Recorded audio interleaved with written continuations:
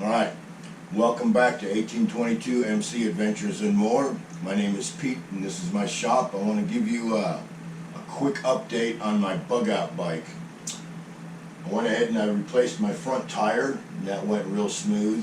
I replaced my standard street tire, which was a 120 90/17, and I replaced it with a 510 by 17 non-directional aggressive tread type tire.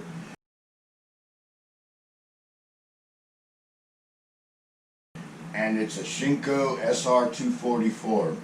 Why did I go with the Shinko? Well, because this thing is still in the R&D stage of development. I wanted to go with the most affordable, decent tire I could find, and a Shinko fit the bill. So I've got the new tire on there. I've got about 300 miles on it, and I'm liking it so far.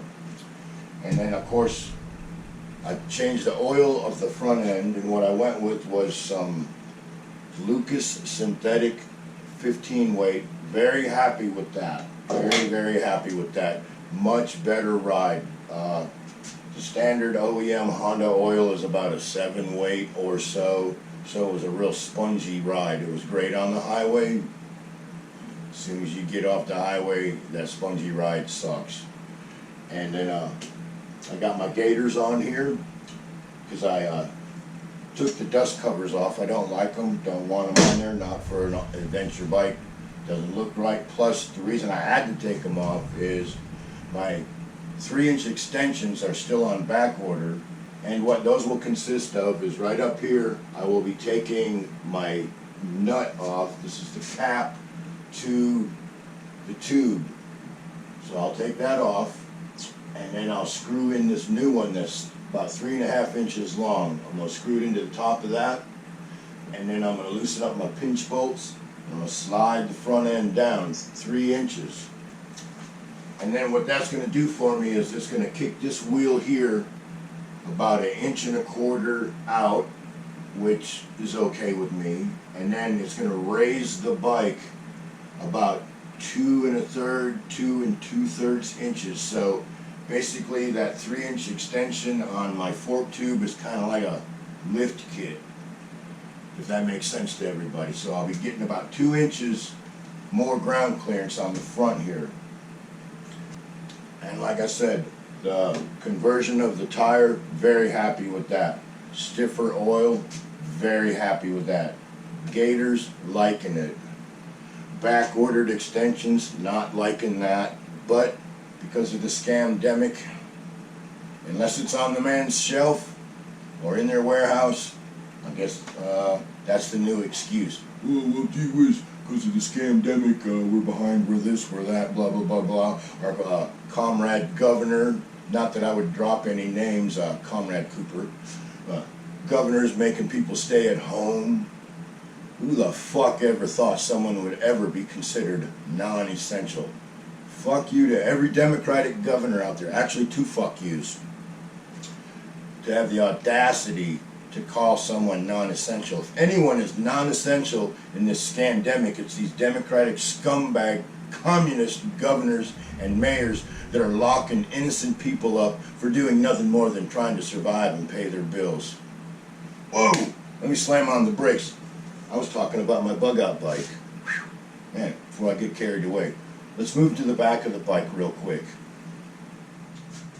These are standard OEM 11-inch rear shocks. Nothing wrong with them, they ride nice, but they're street shocks. What I need is a shock that's 13 to 14 inches. So far my options are looking like either a set of takeoff Sportster shocks. My understanding is they'll fit, or bite the bullet and buy some progressive suspension springs for, I don't know, about $240 or so. But with the scandemic going on, I can't stand $240 or so for a new set of shocks. So for right now, that works. But the plan is to put, like, if I put 14-inch shocks on there, and then with the extension on the front, I should get, I'm hoping, at least close to 3 inches of a lift. And then that'll be great. If I can get 2.5 inches, honest inches on my suspension as a lift, for what I'm doing with this motorcycle, that'll be plenty good. And then of course, we got the tire on here.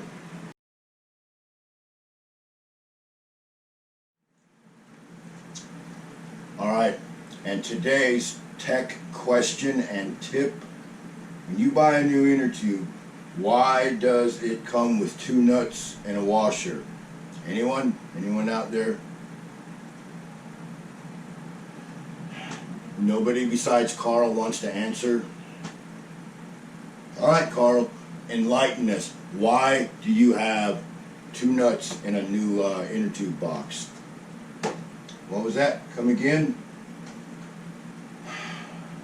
I knew better than to ask you. No, it's not in case you lose one, dumbass. It's so you double nut it on the outside. See that? There's a little crunch washer that goes against your rim, and then you put the 2 nuts on top of the rim and you double nut it down. Alright? You got it? You'll have to excuse me, folks. Carl's a good man. He'd take a grenade or a bullet for you. But he's a fucking dumbass sometimes. You just have to deal with it. For those of you that ain't a vet, you probably have no clue what I just said. Doesn't matter. You weren't there, so sorry. I'll just tell you this. If you hear someone refer to Carl in a sarcastic manner, Carl is the new Gomer. In military vernacular, Carl is the new Gomer. So don't give me any hate mail over that bullshit, alright? Like I said, the reason that there's 2 nuts in there ain't in case you lose one. There's a little washer, like a crunch washer. You put that on the tube, you slide your tube through the rim, and then you put both nuts on there, and you get it about tight, and then you double nut it. The theory is when you double nut it like that, the tube is able to wiggle just a little bit for heat and cold, expansion and contraction and all that scientific stuff. So that's today's tech tip, why we have 2 nuts on an inner tube. Write that down if you have to. Akin to cruise tire. Damn mosquitoes. Replacing the Kinda tire, which is a great tire, a Kinda Cruise. I don't care if you're riding a Harley. I don't know if I'd put one on a bagger, but I have them on my Softail. I have no problems, no issues. I think they're a good heavy-duty tire. So I can highly recommend anything short of a bagger. A Kinda Cruise is a tire that's worth looking at. They're affordable, and they wear like iron, and they handle pretty good too. But now I have this Thunder tire, Thunderer, Mach 1 Thunderer. It's supposed to be an all-season radial type tire. It's actually a 165/80 R15. It's a Volkswagen tire. This tire will fit an old school VW Bug. I think I could go with a little bit taller tire, but it's better to play it safe when you're first doing the R&D. So when I replace this, what I'd really like to do is find a snow tire, and I ain't going to find one in North Carolina. I'm going to have to take a trip and go up north somewhere to a little place that works on imported cars and say, hey man, what do you use for snow tires on your cars? And convince them to mail one back to North Carolina for me. More on that road trip later. But so the plan on the rear end here, like I said, is I got the car tire on here. I went to, as some people say, the dark side. So we've got, and the reason I went with the dark side is, well, 2 reasons. One, I thought that they didn't make a 15-inch dirt bike adventure style tire. Well, actually I found out I'm wrong. They do make one. Don't remember the brand name, but it was like $240, so that's completely out of the question. So I've decided to go to the dark side for now because, once again, back to that scamdemic, I don't have the extra jack to buy some custom spokes and a new rim and lace this up to, like, say, a 17-inch rim, and then my options for tires are almost endless. But if this tire works out, because I haven't taken it off the lift yet, if this tire works out, I see no reason to go back to a motorcycle tire. And if I can find a nice, aggressive, old-school snow tire type tread for this thing, I believe I'll be very, very happy. And the reason I've decided to go to the dark side is because of the contact patch. Can't really find a 15-inch aggressive tread tire for a motorcycle, so we're going to go with an all-season car tire. But instead of having a rounded curve to it like a motorcycle tire, it's more flat like a car tire. So I'm going to have a much nicer contact patch.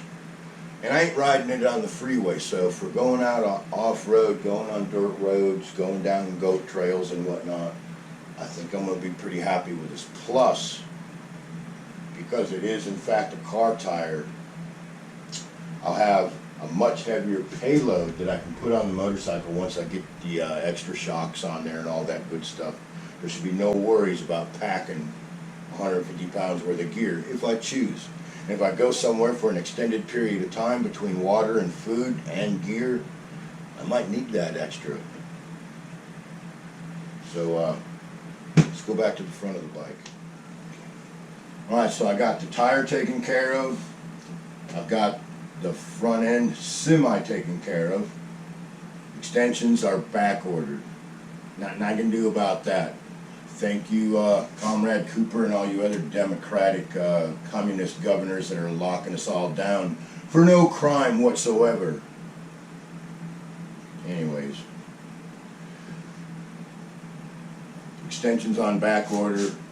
I'm looking at either Sportster shocks or new shocks for the rear end for a little more ground clearance. And then the only other thing I have left to do is put my skid plate on here.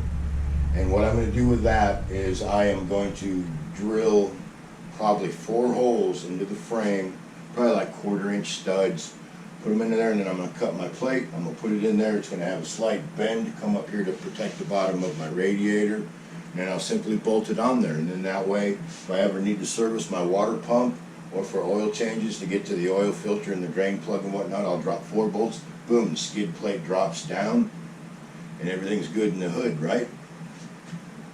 That's the plan anyways, because one time already, I wasn't watching exactly where I was going, and I hit a small cypress stump, and I was so lucky. It was about the size of my elbow. But if it had hit my water pump, or if it had hit my oil filter, that would have really sucked.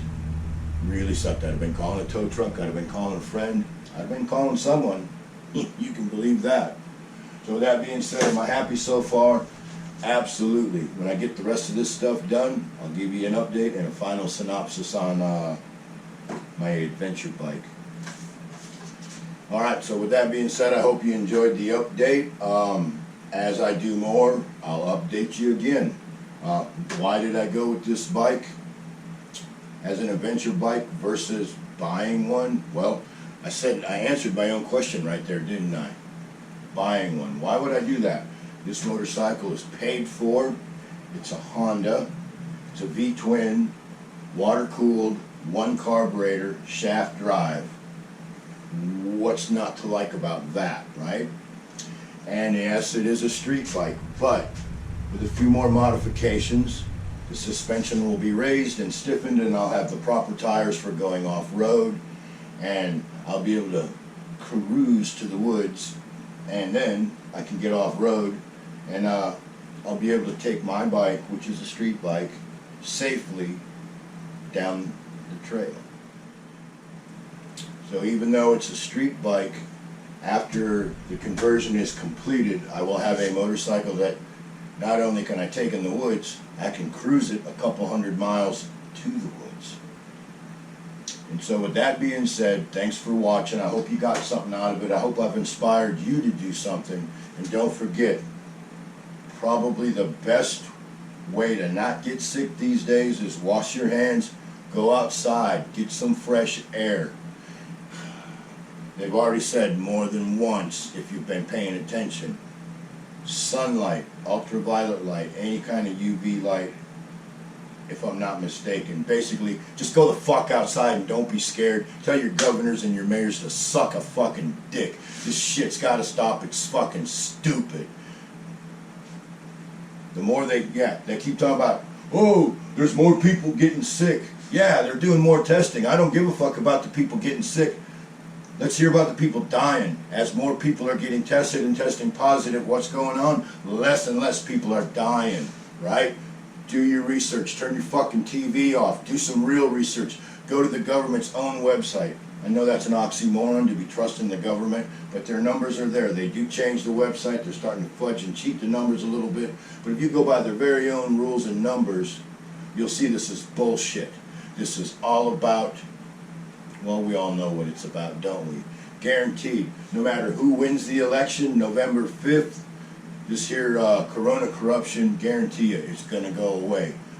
But if things don't go right, guess what's going to happen? Why you think they want to destroy our history? So we can't look back and say, holy shit, this happened 100 years ago. This happened 40 years ago. This happened 60 years ago. Why are we going through this again? It failed every freaking time it's failed every time it's been implemented.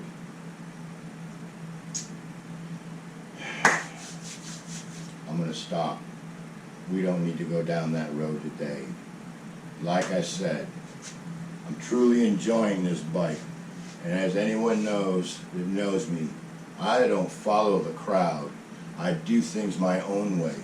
That's what this is about. It's my bike, my way, like it or not.